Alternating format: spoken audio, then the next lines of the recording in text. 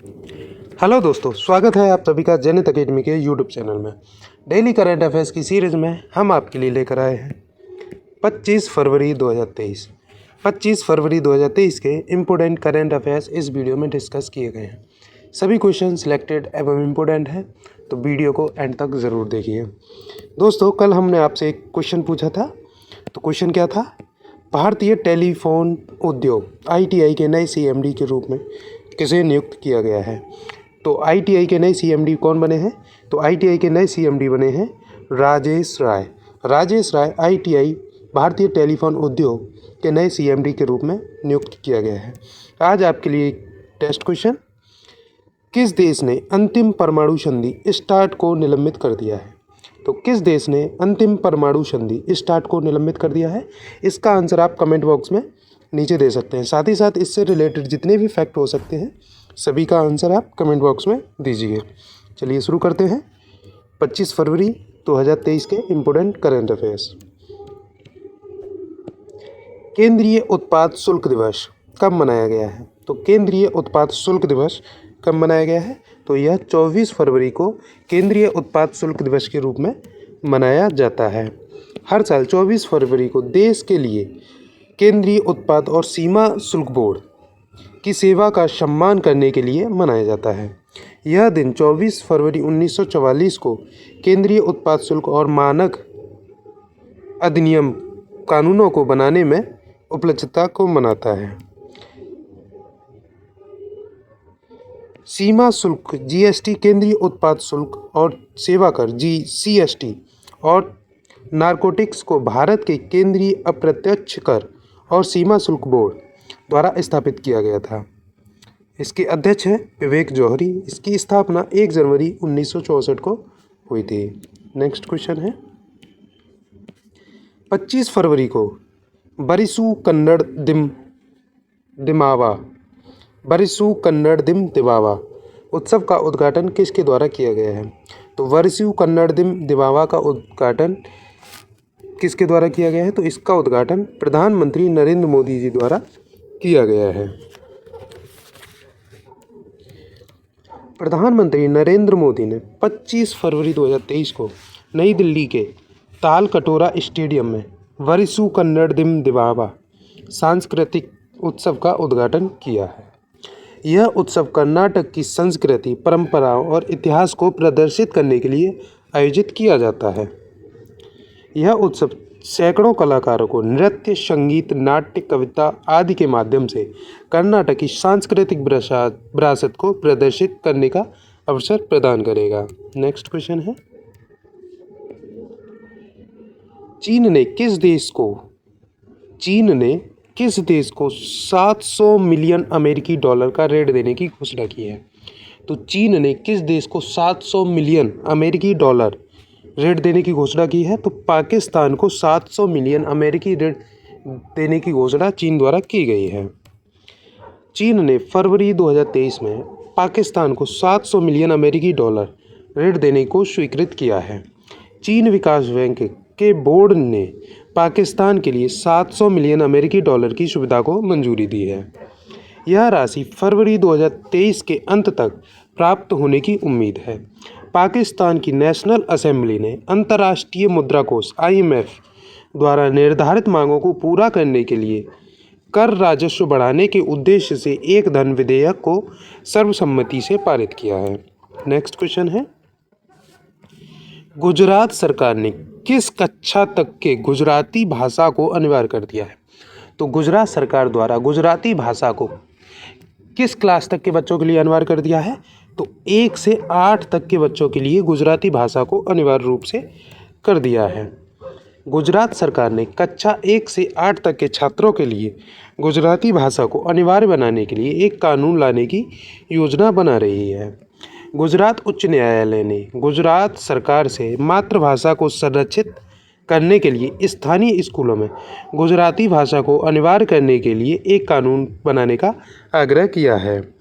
28 फरवरी 2023 को राज्य विधानसभा में एक विधेयक पेश करने की घोषणा की है। नेक्स्ट क्वेश्चन है, ऐश्वर्या ने पुरुषों की व्यक्तिगत 50 मीटर राइफल 3 पोजीशन स्पर्धा में कौन सा पदक जीता है? तो ऐश्वर्या ने व्यक्तिगत 50 मीटर राइफल 3 पोजीशन स्पर्धा में स्वर्ण पदक को जीत लिया है।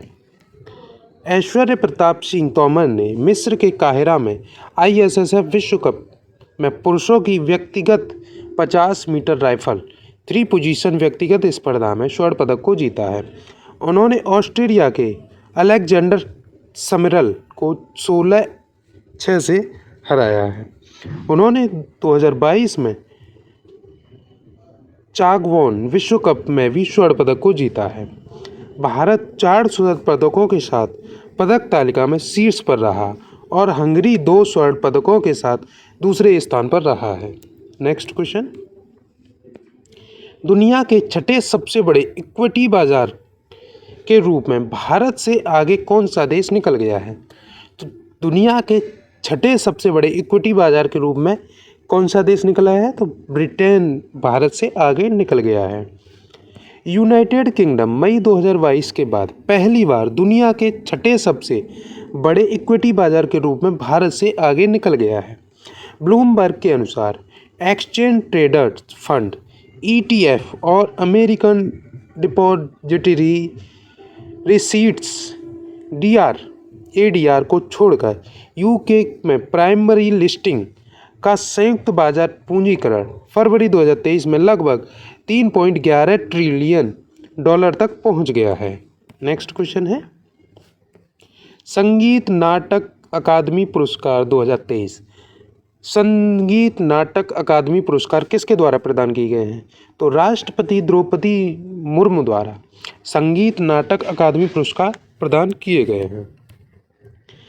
राष्ट्रपति द्रौपदी मुर्मू ने नई दिल्ली में वर्ष 2019, 20 और 21 के लिए संगीत नाटक अकादमी फेलोशिप और पुरस्कार प्रदान किए हैं।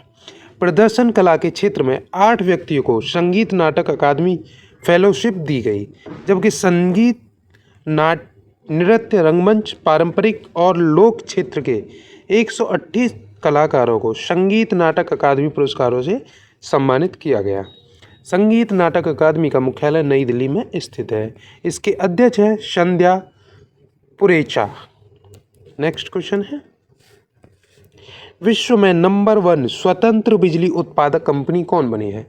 तो विश्व में नंबर 1 स्वतंत्र बिजली उत्पादक कंपनी कौन बनी है? तो NTPC स्वतंत्र बिजली उत्पादक कंपनी बन गई है, विश्व की नंबर 1 कंपनी जो कि स्वतंत्र रूप से बिजली का उत्पादन करती है। नेक्स्ट, NTPC ने फरवरी 2023 में S&P global commodity insights top 250 global energy company ranking 2022 में विश्व स्तर पर स्वतंत्र विद्युत उत्पादकों और ऊर्जा व्यापारियों को नंबर 1 स्थान प्राप्त किया है। NTPC भारत की सबसे बड़ी बिजली उत्पादक कंपनी है और भारत में उत्पादित कुल बिजली का 24% योगदान NTPC द्वारा दिया जाता है। इसने नेट एनर्जी जीरो प्रयास के लिए 2022 में नीति आयोग के साथ साझेदारी की। NTPC की स्थापना 1975 में हुई थी।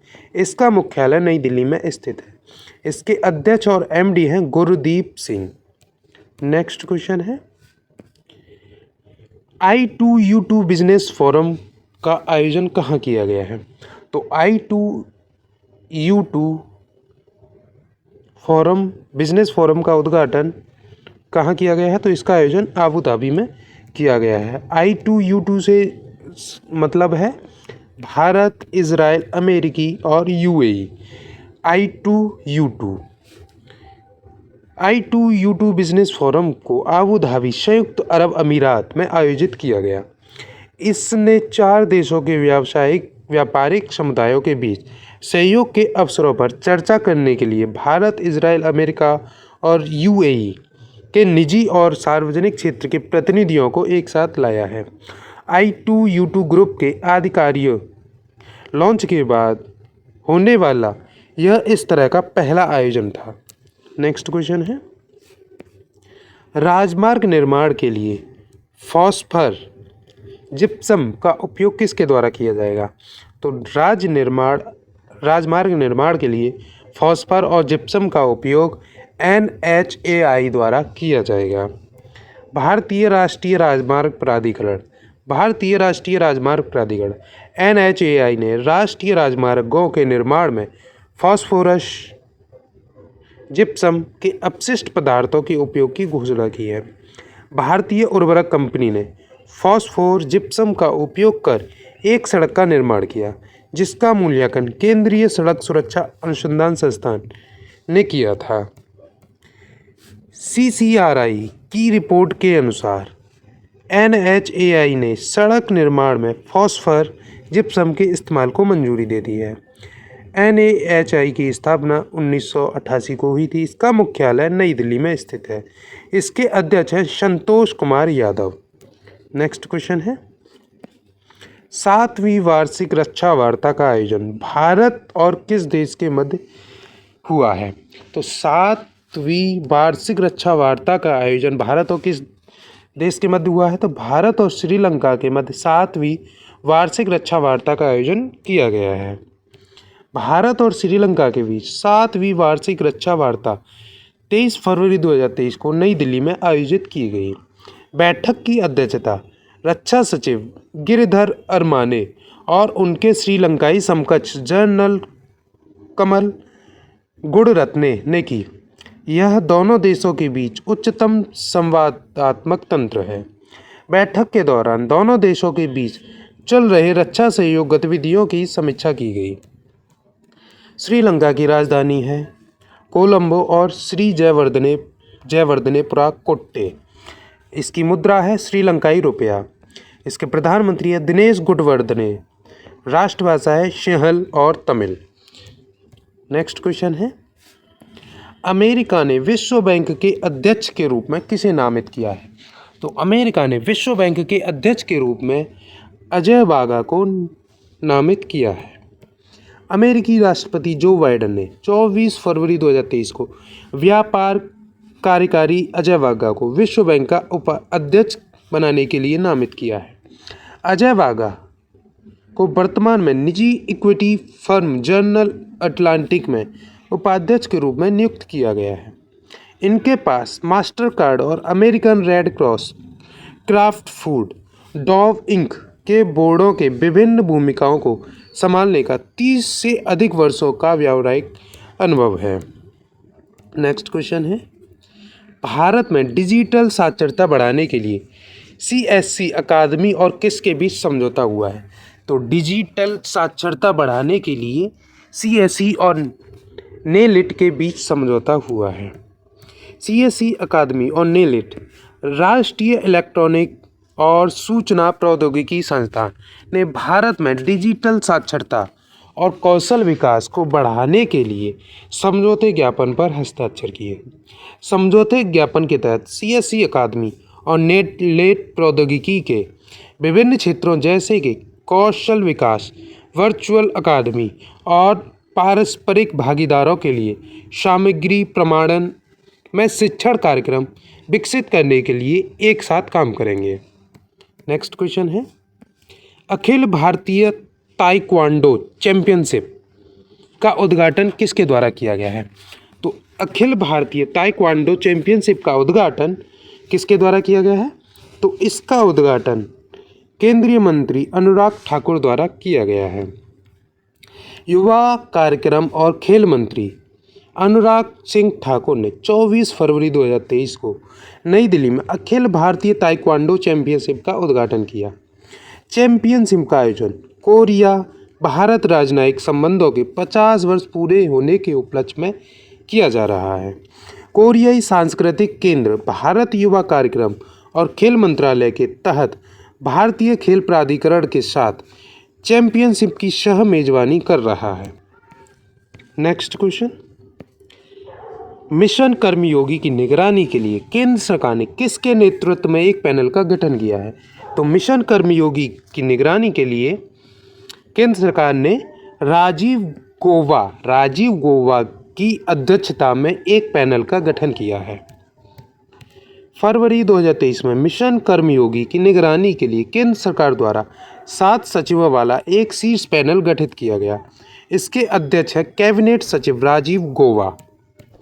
यह कार्यक्रम की प्रगति की समीक्षा करेगा और सरकार को भूमिका निभाने के लिए सभी सिविल सेवकों की दक्षताओं को प्रशिक्षित और उन्नत करने के लिए मार्गदर्शन करेगा। मिशन कर्मयोगी योजना की शुरुआत 2 सितंबर 2020 को की गई थी। आज के लिए बस इतना ही। वीडियो आपको यूज़फुल लगा हो तो वीडियो को लाइक करें, शेयर करें। इसी प्रकार की वीडियो पाने के लिए हमारे चैनल को सब्सक्राइब करें, साथ ही साथ बेल आइकन को प्रेस करें ताकि आने वाली लेटेस्ट वीडियो का नोटिफिकेशन आपको समय समय पर प्राप्त होता रहे। जय हिंद, जय भारत।